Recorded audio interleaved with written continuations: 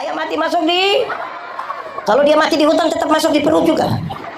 Tapi apapun jawaban kita, jawaban itu memberi pesan bahwa manusia berbeda dengan ayam. Amin.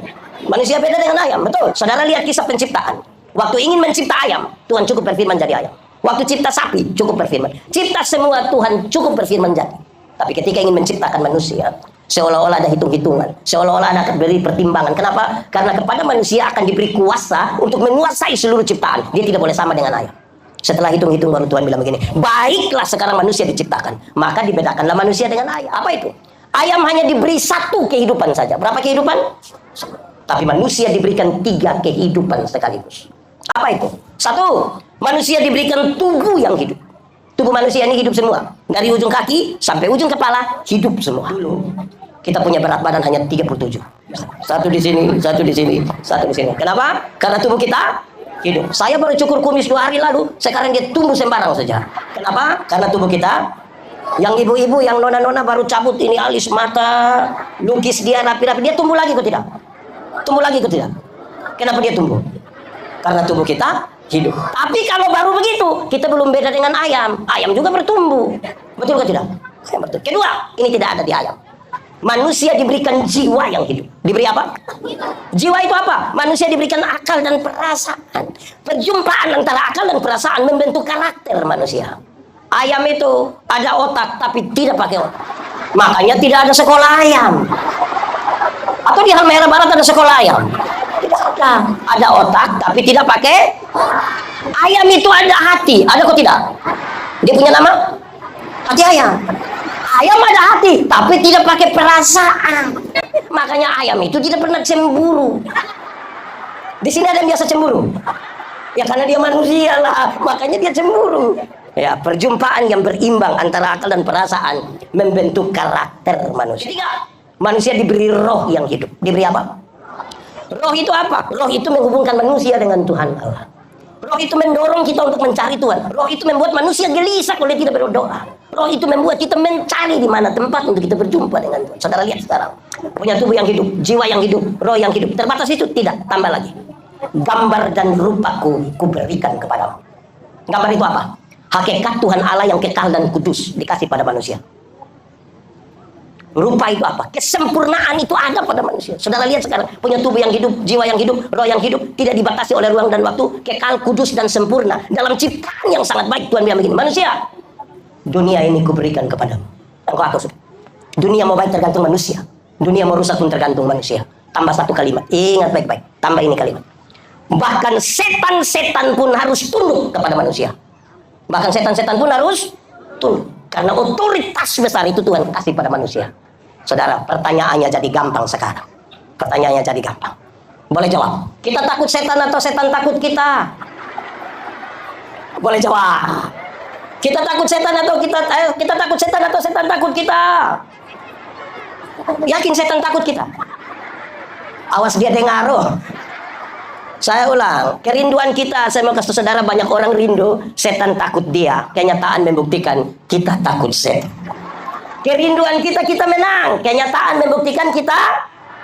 Kenapa begitu? Kenapa? Karena kerusakan otoritas Tuhan dalam hidup kita. Harusnya saudara-saudara, orang kalau punya otoritas besar dari Tuhan, ada orang kerasukan setan, dia tidak usah berteriak. Karena dia tidak, setan bukan takut kita pun teriakan. Dia takut otoritas Tuhan pada kita, cukup katakan, setan, keluar, keluar. Kita berteriak berhari-hari, dalam nama Yesus, tidak keluar. Jangan sampai kita yang takut. Dia takut otoritas pada kita, otoritas Tuhan. Saudara tahu, orang kalau ketakutan, langkahnya sembarang. Orang kalau ketakutan sembarang. Saudara kalau belajar dari nasihat Rasul Paulus kepada jemaat di Efesus, dia bilang begini, doa orang percaya itu seperti panah-panah api yang memanah ini roh-roh jahat di udara dan berjatuhan. Saudara bayangkan. Tapi saya tidak tahu di Halmahera. Ada banyak ibu-ibu hamil di NTT. Itu keluar malam mereka tidak berdoa. Mereka ambil paku 10 cm tusuk di sini. Di Halmahera ada begitu. Itu ibu ada di sini. Siapa pun istri itu juga. Coba tadi saudara bilang setan takut. Setan mana takut paku? Kalau setan takut paku, minta semua gaji itu beli paku. Memang ada yang salah dari kita. Amin kok. Kadang-kadang saya heran. Itu konde sudah ditaruh paku lagi, sisir besi lagi, gunting lagi. Sebenarnya itu kepala ke toko bangunan. Kita tidak tahu lagi. Di Halmahera ada, di Halmahera ada. Hanya satu kata sama-sama, bertobatlah. Kalau tidak bertobat minimal berobatlah. Itu sakit itu sakit itu. Ya, saudara-saudara, saya mau tanya saudara dulu. Kalau tangan kanan gatal artinya? Tangan kanan gatal artinya? Mau dapat uang? Yakin? Siapa ajar saudara? Kalau tangan kanan gatal artinya dapat uang, maka orang Koreng itu pasti kaya raya. Itu bukan tangan saya yang gatal, semua gatal habis itu. Alkitab kasih tahu, satu-satunya cara untuk dapat berkat adalah cara untuk dapat berkat ialah kerja. Apa? Kerja, bukan begatal. Tapi merayakan kebangkitan Kristus ini aneh itu. Iya, saudara-saudara, saya keliling seluruh Indonesia, kadang-kadang ke luar negeri, terus ada yang kalau saya sebuah acara habis khotbah atau seminar, terus sebagai Pak Pendeta kita foto-foto dong, kita foto-foto. Oke, boleh. Pas kami mau foto ada yang lari dari belakang, jangan 3 orang. Kalau foto 3 orang nanti bagian mana yang mati? Ini.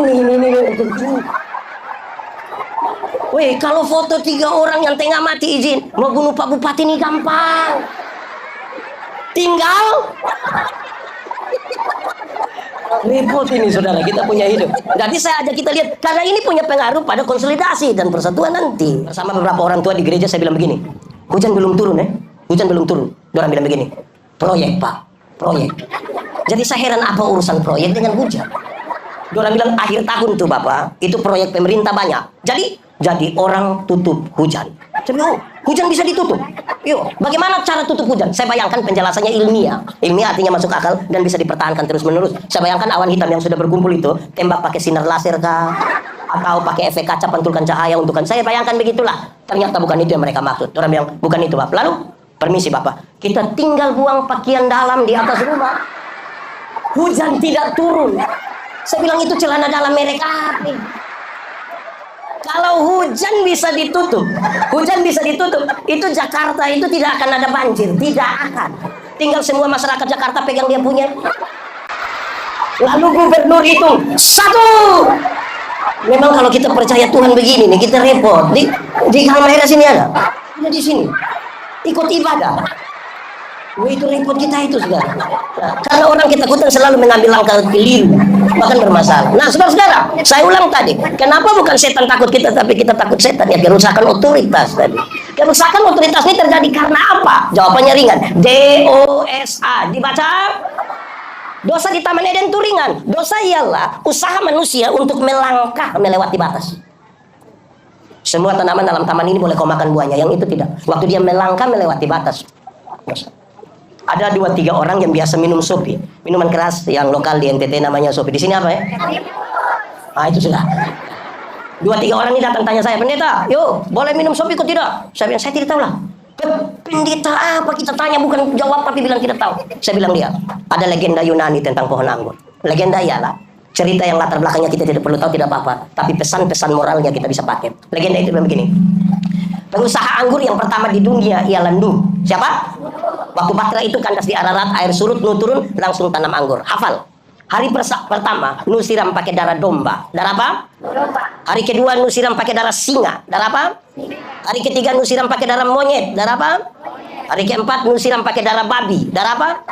Don tanya Nuh, apa itu? Nuh bilang begini, kalau engkau minum satu seloki, engkau akan tulus seperti anak domba.